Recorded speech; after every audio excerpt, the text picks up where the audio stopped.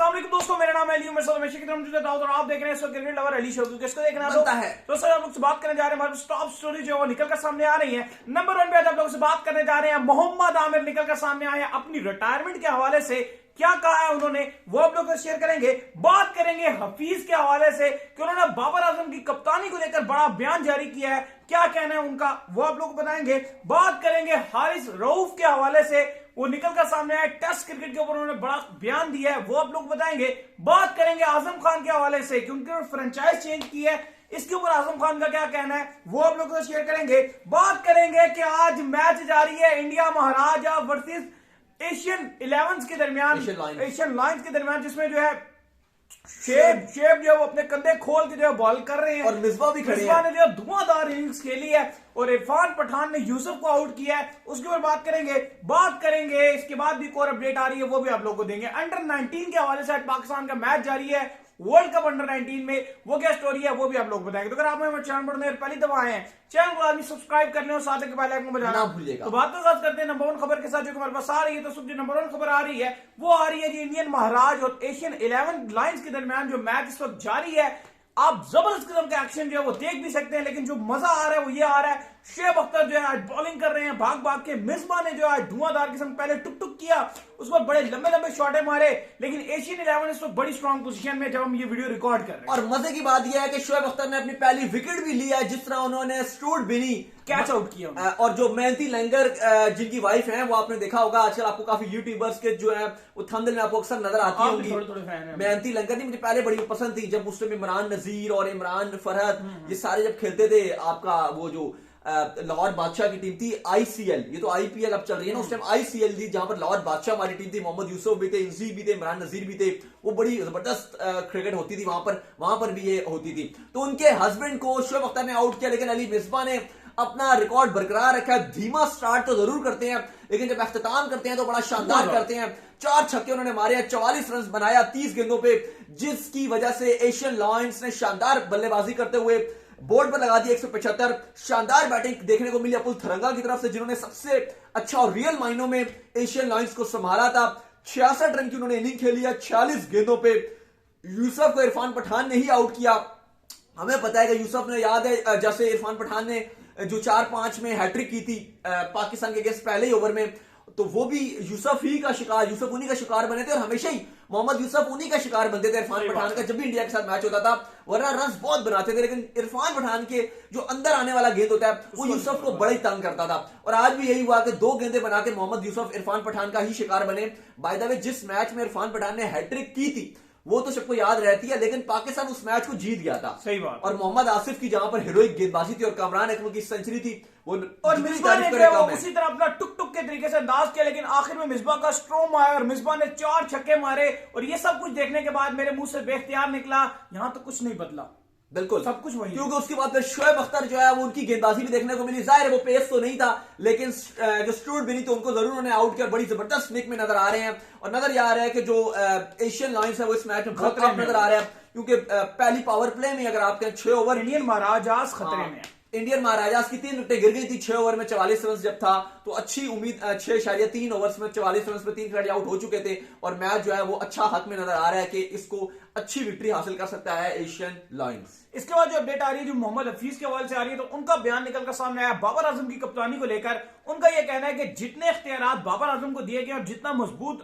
बाबर आजम कप्तान है, मैंने हिस्ट्री में कोई भी ऐसा कप्तान नहीं देखा, इवन मैं खुद भी ऐसा कप्तान नहीं था। जिस तरीके की जो इख्तियारात जो है राइट वे में बाबर आजम को मूव किए गए हैं, बाबर आजम सारे डिसीजन भी खुद करते हैं और हर चीज बाबर आजम के हाथ में है, जो कि बहुत जबरदस्त बात है जी। बिल्कुल, उन्होंने बड़ी तारीफ की है बाबर आजम की और उसकी कप्तानी की। उन्होंने ये कहा कि बाबर आजम एक पावरफुल कप्तान है। इवन हफीज का मानना यह था कि पाकिस्तान की हिस्ट्री में हमने बहुत ही कम मर्तबा देखा है कि एक कप्तान के पास पावर हो किया जाए उसको और पावरफुल किया हाँ, और स्पेशली उन्होंने कहा कि इवन सरफराज कभी वो कहते हैं कि मैं सरफराज की कप्तानी में भी खेल रहा था और सरफराज के पास भी अपने डिसीजंस में इतनी पावर नहीं थी, इतनी वो मर्जी नहीं चला सकते थे कि मैं इसको अंदर कर दूं, इसको बाहर कर दूं, इसको खिलाऊं, इसको ना खिलाऊं। इतनी जितनी इस टाइम इतनी क्लैरिटी और ना इतनी पावर सरफराज के पास भी नहीं थी उनकी कप्तानी के वक्त। ये चैंपियंस ट्रॉफी उन्होंने जिताई हुई थी, लेकिन वो कहते हैं कि इस टाइम बाबर आजम के पास बहुत ज्यादा पावरफुल और पीसीबी ने उन पर बहुत एतमाद किया हुआ है, लेकिन रमीज राजा को तो वो आड़े हाथों ले रहे हैं फिलहाल। इसके बाद जो खबर आ रही है लेकिन कुछ खास कर नहीं सके, कम ही रन बनाए उन्होंने। इसके बाद जो 16 रन बनाए 13 गेंदों पे। अपडेट आ रही है मोहम्मद आमिर के हवाले से, तो मोहम्मद आमिर जो है वो अपनी रिटायरमेंट के ऊपर दोबारा से आए, उनका एक क्लियर एंड कट इंटरव्यू आया है जिसमें उनसे पूछा गया कि क्या आपने इस हवाले से जो आपने रिटायरमेंट ली है, कोई आपने जल्दबाजी का मुजाहरा कर दिया या कोई गलती हुई आपसे, पछतावा कोई है इसका, तो इसके ऊपर मोहम्मद आमिर ने क्या कहा है? मोहम्मद आमिर से जब पूछा गया तो मोहम्मद आमिर ने फिलहाल तो यही कहा, उन्होंने कहा कि मेरा कोई जल्दबाजी वाला फैसला नहीं था, कोई जज्बाती फैसला नहीं था, ये मैंने अपने काफी बुजुर्ग और जिनसे वो सजेशन लेते हैं उनसे मशवरा लेने के बाद उन्होंने जो वो डिसीजन लिया। फिर उनसे मोहम्मद आमिर से ये पूछा गया कि मतलब आप क्या दोबारा आना चाहते हैं या आपको एक ऐसा डिसीजन लग रहा है अगर आप दोबारा नजरसानी करना चाहते हैं, तो उन्होंने कहा नहीं, मैं भी बिल्कुल खुश हूं अपने डिसीजन पर। और उन्होंने कहा कि ये मेरे साथ मसला नहीं है, ये पाकिस्तान का कल्चर है। उन्होंने आफरीदी का भी जिक्र किया, उन्होंने कहा शायद आफरीदी भी हमेशा जब भी मीडिया में आते हैं वो एक बात करते हैं कि बोर्ड का और खिलाड़ियों का एक बेटे और बाप का जैसा रिलेशन होना चाहिए, कोई ईगो सामने नहीं आनी चाहिए। अगर आपने ड्रॉप भी करना है तो आप बता दें कि यार ठीक है, आपको वो चीजों पर काम करना चाहिए। मुझे लगता है कि जैसा अब बोर्ड के मामलात खिलाड़ियों के साथ अब जितने जबरदस्त किस्म के ताल्लुकात हैं, अभी मैंने लास्ट टाइम देखा था कि रमीज राजा कह रहे थे किसी भी खिलाड़ी को कोई भी प्रॉब्लम हो आप डायरेक्ट मुझे एक फोन कॉल कीजिए, मैं एक फोन कॉल से आपकी दूरी पर मौजूद रहूंगा। तो अब अगर जो मैनेजमेंट और अब जो बोर्ड है अगर ये मौजूद होता आमिर के टाइम में, तो मुझे नहीं लगता कि आमिर रिटायरमेंट लेते। हाँ बिल्कुल, और मोहम्मद आमिर ने टाइम में मामलात बड़े खराब हो गए। हाँ, फिलहाल मोहम्मद आमिर ने कहा कभी मैं रिटायरमेंट वापस लेने के बारे में कुछ नहीं सोच रहा, मेरा फोकस सिर्फ यही है कि कराची किंग्स को मैचेस जितवाऊं। और उन्होंने जब मिसबा वकार के हवाले से भी कहा गया कि वो तो कह रहे हैं कि हम चाहते थे कि मोहम्मद आमिर और खेलें, तो उन्होंने कहा कि मजीद इस बारे में बात मैं नहीं करना चाहता, मैं चाहता हूं कि ये सब शुरू। और उन्होंने जो कहा था वो सबको पता है कि उन्होंने जिस तरह मेरे हवाले से वो बयान देते रहते थे, उनका कहना था कि फिलहाल मेरा फोकस पीएसएल के ऊपर है, कराची किंग्स को जितवाने के ऊपर है, मैं अभी रिटायरमेंट के हवाले से कोई सोच विचार नहीं कर रहा। इसके बाद जो अपडेट आ रही है जी वो आ रही है हारिस रऊफ के हवाले से। तो हारिस रऊफ का जो है वो बयान निकल कर आया, चले टेस्ट क्रिकेट पे उन्होंने बयान दिया ही दिया, लेकिन असल जो उनका बयान आया जी वो आया रोटी गैंग के ऊपर, क्योंकि उनके जो है बहुत से दोस्त, आपको पता है एक रोटी गैंग उन्होंने बनाया हुआ है जिसमें उनके काफी दोस्त इस्लामाबाद यूनाइटेड का हिस्सा है। तो उनसे पूछा गया कि भाई क्या आपको ऑफर्स हो रही है दूसरी टीम में जाने की? तो उन्होंने कहा बिल्कुल जी मुझे ऑफर्स हो रही है, और एक हमारा रोटी गैंग जो है वो उसका मैं पार्ट भी हूं, बड़ा प्राउड भी फील करता हूं मैं उस रोटी गैंग का पार्ट होने पे। तो लेकिन उनका ये कहना है कि जैसा मेरा और लाहौर कलंदर का रिलेशन है तो मैं तो लाहौर कलंदर से नहीं जा सकता कभी। बिल्कुल, वो कहती हैं कि शादाब हो गए, हसन अली हो गए, फहीम अशरफ हो गए, आसिफ अली हो गए, ये सब इस्लामाबाद यूनाइटेड का पार्ट हैं। तो वो कहती हैं कि बिल्कुल मुझे रोटी गैंग से ऑफर आ रही हैं कि आप जो है वो भी आ जाए रोटी गैंग में, मतलब इस्लामाबाद यूनाइटेड में आ जाए, ताकि हम एक ही कैंप में रहें, एक ही टीम के लिए खेलें और हमारी जो है वो दोस्ती भी रहे, खाना भी एक साथ खाएं। लेकिन हारिस रऊफ कहते हैं कि जिस तरह का मेरा लाहौर कलंदर के साथ रिलेशन है, मैंने साफ मना कर दिया है कि मैं इस्लामाबाद यूनाइटेड को नहीं ज्वाइन कर सकता और मैं नहीं करूंगा, मैं लाहौर की तरफ से ही खेलूंगा, साफ साफ मना कर दिया। टेस्ट क्रिकेट से जब सवाल किया गया उनसे तो उन्होंने कहा कि मेरा पूरी कोशिश है और मैं हार्ड वर्क कर रहा हूं कि मैं टेस्ट क्रिकेट में पाकिस्तान को रिप्रेजेंट कर सकूं। फिर साथ साथ उन्होंने वो याद किया कि जब वर्ल्ड कप चल रहा था, पाकिस्तान और इंडिया का मैच था 21 का, तो वो कहते हैं कि क्योंकि आपको पता है कि पाकिस्तान से पहले ये लाहौर के साथ जुड़े हुए थे और लाहौर ने इनको बिग बैश के लिए भी भेजा था, तो वहां पर इंडिया और ऑस्ट्रेलिया की सीरीज चल रही थी जहां पर ये इंडिया की तरफ से उनके नेट बॉलर बन गए थे। तो उन्होंने कहा कि राहुल हो गए, विराट कोहली हो गए, सब मुझे जानते थे, हार्दिक पांड्या, सबसे मेरी बातचीत होती रहती थी वहां पर और सबने कहा था कि तुम पाकिस्तान जरूर खेलोगे और तुम बहुत आगे जाओगे। फिर वो कहते हैं कि जब यूएई में मेरी उनसे मुलाकात हुई दुबई में, तो सब ने मुझसे दोबारा मिले कि हमने तुम्हें कहा था कि तुम वापस पाकिस्तान की तरफ से खेलोगे। कि जब हमने तुम्हें बिग बैश लीग खेलते हुए देखा तो तब हमें बहुत खुशी हुई कि ये वही लड़का है जो मैं नेट से प्रैक्टिस करवा रहा था, आज ये बिग बैश लीग भी खेल रहा है, तो कह रहे हैं और आज ये पाकिस्तान को रिप्रेजेंट कर रहा है। बेस्ट ऑफ विशेस का जो है मेरे लिए इजहार किया उन्होंने। सही बात। तो इसके बाद जो अपडेट हमारे पास निकल कर सामने आ रही है जी वो आ रही है आजम खान के हवाले से अपडेट निकल कर सामने आ रही है कि आजम खान का स्टेटमेंट है जिसमें उन्होंने कहा है कि पहले लोग मुझे ये कहा करते थे कि भाई आप कोयटा ग्लैडिएटर की तरफ से खेल रहे हैं, आप तो एक पर्ची हैं, यानी कि आप अपने वालिद की वजह से जो कोयटा ग्लैडिएटर का हिस्सा है। लेकिन अब जो है क्योंकि मैंने फ्रेंचाइज भी चेंज कर ली है, अब मैं इस्लामाबाद यूनाइटेड में भी चला गया हूं, तो अब मुझे इस चीज का कोई प्रेशर नहीं रहेगा कि मैं अपने वालिद की वजह से खेल रहा हूं, अब मैं जो है परफॉर्म भी करके दिखाऊंगा और लोगों को बताऊंगा भी। हाँ, और उन्होंने कहा कि जब मेरे फादर होते थे तो वो बड़ी ट्रबल हो जाती थी मेरे लिए, क्योंकि वो उनके अंडर खेलना आसान काम नहीं था उनके लिए। लेकिन वो कहते हैं कि अब लोग भी मुझे ये नहीं बोल सकते क्योंकि मैंने ऑलरेडी फ्रेंचाइज भी चेंज कर लिया, ये नहीं कि मेरे अगर फादर कोच है कोयटा के तो मैं उनकी वजह से खेल रहा हूं। तो उन्होंने कहा वो चीज भी खत्म हो गई लिया,